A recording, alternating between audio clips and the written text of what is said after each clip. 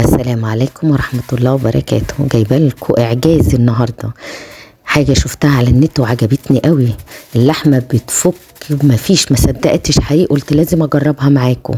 ده كيس لحمه مجمد كان في التلاجة، جبته حطيت ميه زي ما انتم شايفين كده في الحله، وحطيت معلقتين ملح و3 معالق خل، وحطيتها مفيش 6 7 دقايق وفكت.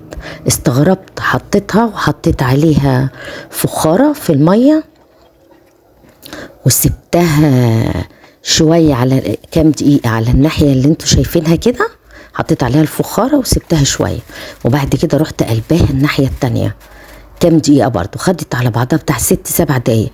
واتفاجئت حقيقي، اتفاجئت لقيت اللحمة فكت. اختراع حقيقي رهيب، قلت لازم اجربه. ما صدقتش الا لما جربته. ما شاء الله، يعني ما خدتش وقت. شوفوا اهي فكه من بعضها ازاي. حقيقي اختراع خطير.